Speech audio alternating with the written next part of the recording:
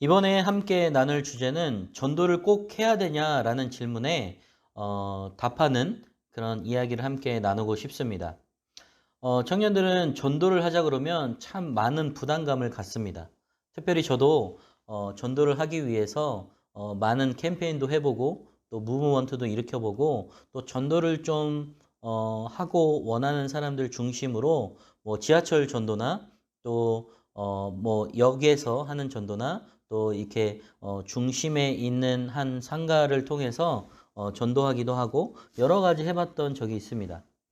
이제 교회에서 자꾸 전도를 하라고 하면 많은 청년들이 많은 부담을 갖게 되죠.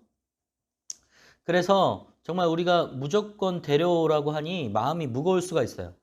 요즘같이 교회가 욕을 먹고 이 교회적 안티가 많은 세상에 교회라는 말조차 꺼내기가 어려운 것도 사실입니다. 현재 우리나라에는 가나안 성도, 즉 교회를 다녔다가 현재는 나가지 않는 성도가 300만 시대라고 말합니다. 한국기독교목회자협의회 대표회장 이성구 목사님은 2017년 한국기독교목회자협의회 대표 2017년 한국인의 종교생활과 의식조사에 따르면 조사 대상 1000명의 기독교인 가운데 교회에 다니지 않는다고 답한 비율은 23.3%라고 하였습니다. 교회 출석하지 않는 개신교인은 2012년까지 11%대 안팎으로 머물다가 2017년에는 23.3%로 급증한 것입니다. 그러니까 가나안 성도가 또 교회를 출석하지 않는 교인들이 점점점 늘어나고 있다는 것이죠. 요즘 코로나로 인해서 더 그러한 부분들이 또 많이 늘어나고 있는 것이 사실입니다. 그러면 왜 이들이 교회를 나가지 않으려고 할까요? 이제 학원 복음화 협회가 발표한 대학생 1000명이 말한 기독교 인구가 감소하는 이유는 크게 세 가지로 교회 세습 및 이미지 실추 61.6%였고요. 독선적인 포교가 38.8%, 훈련과 양육의 약화가 32%였습니다. 이제 교회를 다닌 대학생이 말한 기독교를 떠난 가장 큰 이유는 크게 네 가지였습니다. 첫째는 신앙생활에 대한 회의 34%, 둘째 배타적임 28%, 셋째 율법적임 강압적임 15.7%, 넷째 헌금 남용과 비도덕적인 모습이 15.1%였습니다. 가나안 성도 300만 명이 출석하던 교회의 상태에 대해 이렇게 말했습니다. 첫째, 교인들의 삶이 신앙인답지 못하고, 둘째, 헌금을 지나치게 강조하고, 셋째, 담임 목회자가 독단적이다. 이 말은 반대로 어떻게 하면 교회가 회복될 수 있는지를 보여주는 것입니다. 첫째는 독단적이지 않고, 또 교회가 교회답고, 또 둘째는 배타적이거나 율법적이지 않고, 셋째는 교육과 훈련을 강화하면 소망이 있다라는 말씀입니다. 이런 상황에서 교회에서 전도를 하려고 하니 마음이 어려운 사람들이 많다라는 것이죠. 구약의 요나도 니느웨로 가라고 하였을 때 마음이 굉장히 무거운 사람 중에 한 사람이었습니다. 그래서 아수르 수도인 니느웨로 가지 않았어요. 그는 오히려 반대 방향인 다시스로 배를 타고 가버렸습니다. 그러다가 풍랑을 만나서 그 배에 탄 모든 사람들이 위기를 겪게 되었을 때 알고 보니 그 원인이 바로 자기 자신 때문이라는 것을 알게 되었습니다. 바닷속에 던져진 요나는 이제 자신이 꼼짝없이 죽을 줄 알았지만 하나님께서 그를 살려주십니다. 다시 살려주셨으니 얼마나 감사하고 또 기쁨이 넘쳤겠어요. 그런 하나님의 은혜를 입은 요나에게 하나님께서는 요나서 3장 1절 말씀에 이렇게 말씀해 주십니다. 여호와의 말씀이 두 번째로 요나에게 임하니라 이르시되, 다시금 하나님께서 요나에게 니느웨로 가라고 말씀하십니다. 요나서 3장 2절 말씀인데요. 일어나 저 큰 성읍 니느웨로 가서 내가 내게 명한 바를 그들에게 선포하라 하신지라. 그러나 여전히 요나의 마음은 어려웠어요. 니느웨는 아수르의 수도로 거대한 도시였습니다. 이 거대한 도시는 성벽의 둘레가 약 12km였고 성 내곽의 너비가 45m나 되는 규모였어요. 엄청 큰 도시였다라는 것이죠. 지금으로 얘기하면 광역도시, 100만 인구가 있는 커다란 도시와도 같은 그런 큰 도시였다라는 거예요. 왜 요나는 이런 멋진 도시인 니느웨로 가고 싶지 않았을까요? 첫 번째는요. 아수르 사람들은 이교도들이었습니다. 당시 유대인들은 선민 사상으로 다른 민족을 개, 돼지 보듯 하고 부정하다라고 생각했어요. 자신들만 축복받은 선택받은 민족이라고 생각해서 인종차별이 심했다라는 것이죠. 자국 우월주의가 있었다라는 것이죠. 두 번째는 아수르 사람들은 이스라엘을 공격하는 침략자들이었습니다.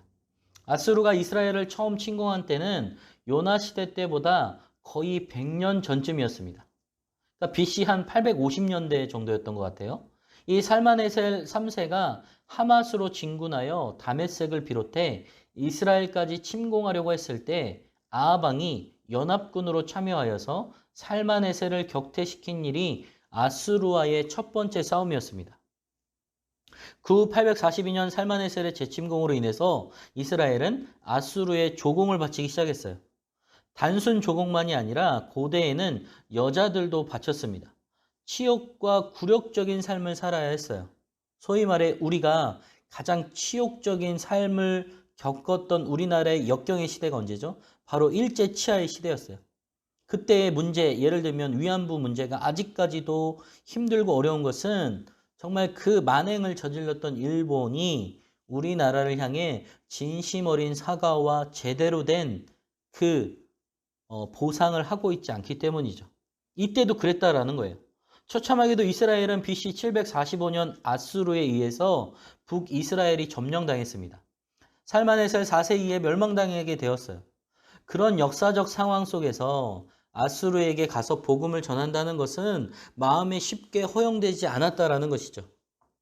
정말 우리의 나라를 침략하고 또 치욕적으로 모욕적으로 행했던 그 나라를 자기가 가서 복음을 전한다는 게 너무나 어려웠을 거예요.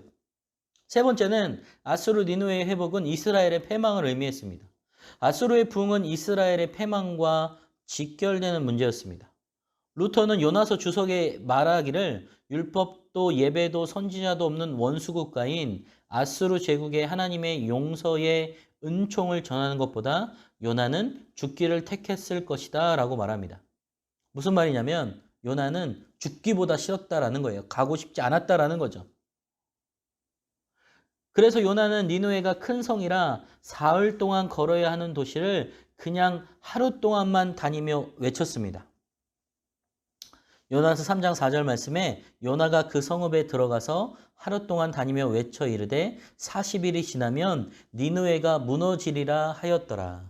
무슨 말씀이에요? 요나는 적어도 며칠, 그러니까 3일 정도, 아니 조금 더 많은 기간을 두루두루 다니며 복음을 전해야 됐어요. 왜냐하면 그 도시의 크기도 워낙 컸고 또 그 도시에 있는 사람들을 만나려면 그런 수고가 필요했는데 소위 말해 이런 마음을 갖고 간 요나가 그렇게 세세하게 그들에게 전하고 싶은 마음이 있었을까요? 없었다라는 것이죠. 그래서 그냥 하루 동안만 다니면서 40일이 지나면 니느웨가 무너진다. 하나님을 믿어야 돼요. 안 그러면 여러분들 정말 멸망할지 몰라요. 이러면서 그냥 정말 없는 마음에 그렇게 복음을 전했던 요나의 모습을 우리가 추측할 수 있습니다. 그런데 놀랍게도 적극적으로 금식을 선포하고 백성들이 굵은 베옷을 입으면서 니느웨 왕과 대신들 그리고 짐승들도 회개에 동참하는 역사가 일어납니다. 왕의 대신들도 조서를 내리고 동참하고 심지어 사람이든지 짐승이든지 다 굵은 베옷을 입고 회개하기 시작합니다. 요나는 굉장히 수동적으로 그곳에 가서 복음을 전했지만 요나의 생각과 달리 저주받아야 할 나라 사람들 전체가 은혜를 사모하기 시작한 거예요. 이건 무슨 말일까요? 전도하던 요나의 의지와 또 그가 가졌던 마음에 상관없이 하나님께서 역사하셨다라는 거죠. 요나는 전도하고 싶지 않았어요. 요나는 큰 소리로 그들에게 진심으로 전하고 싶은 마음이 없었어요. 그러나 억지로 하나님께 이끌려서 전했던 복음의 외마디가 하나님의 역사를 통해서 그 성 전체가 회개하고 하나님의 은혜를 경험하고 또 돌아오게 되는 역사가 일어났다라는 것이죠. 여러분, 요나를 거꾸로 하면 바로 납니다. 무슨 말일까요? 우리도 구원받았어요. 우리도 하나님의 은혜를 입었어요.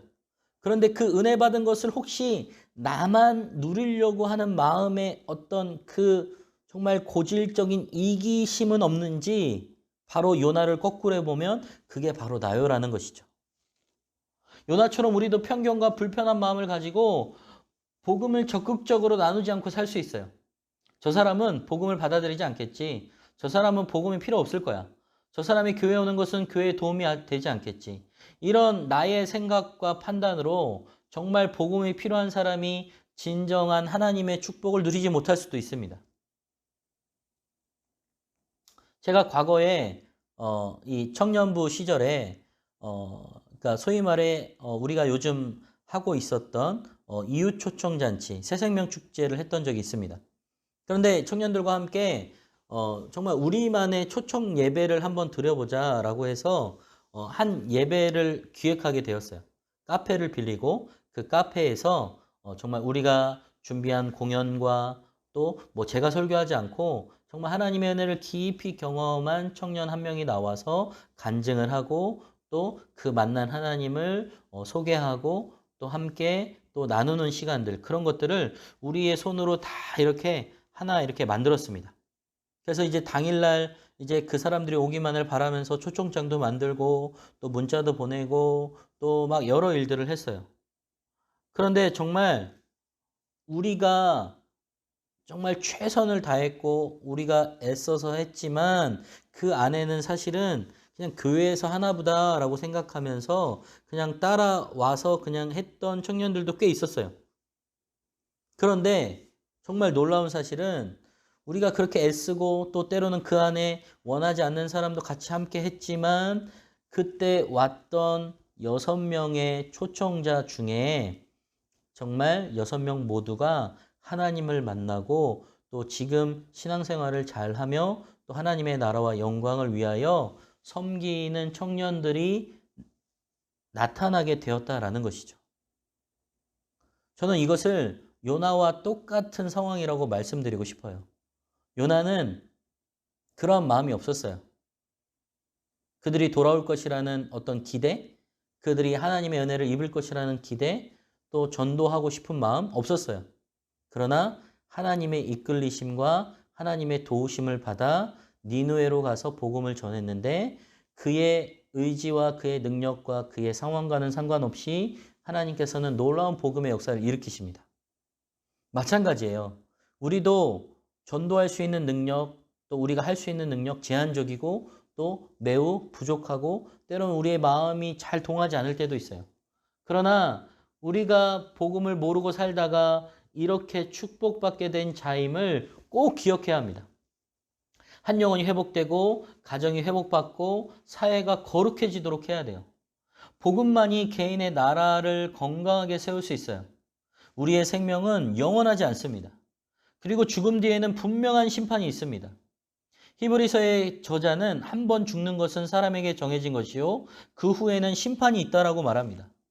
사람의 죽음은 죄의 결과물이기 때문에 바울은 죄의 삭은 사망이라고 단언합니다. 인간은 죄로 인해 영원한 지옥 형벌을 받아야 하는 존재라는 것이죠. 이러한 영원한 심판에서 구원받을 수 있는 유일한 길은 예수 그리스도를 믿는 것입니다. 예수님이 인간의 죄를 대신해 십자가에 못 박혀 죽으시고 부활하셨다라는 사실을 믿는 것 외에는 이 심판에서 벗어날 방법은 그 어떤 것도 없어요. 구원의 길이 한 가지밖에 없는데 그 길을 모르는 이에게 전하는 것은 마땅히 강조되어야 할 일이 아니냐라는 것이죠. 사랑하는 여러분, 요나가 바로 나입니다. 그런데 그런 나를 통해서 하나님께서 지금도 하나님을 알지 못하는 자들에게 복음을 전해서 우리가 은혜 받고 하나님을 만나고 경험하고 이렇게 신앙생활 하고 있는 것처럼 똑같이 그들도 이러한 은혜를 경험하기를 원하신다라는 거예요. 하나님께 집중된 사람들을 우리가 함께 나아가서 전도하고 또 우리의 힘이 아닌 하나님의 능력으로 그들이 돌아오는 역사를 보는 것이야말로 이 땅 가운데 진정한 기쁨이요 또 그리스도인의 진정한 삶의 행복인 줄 믿습니다. 바라기는 우리 청년부 안에서도 다양한 이런 전도가 정말 하나님의 은혜로 많이 일어나기를 소망해요. 그래서 정말 우리 청년부 안에 믿지 않는 자들이 많이 돌아오고 하나님의 은혜가 넘치는 역사가 일어나기를 축복합니다.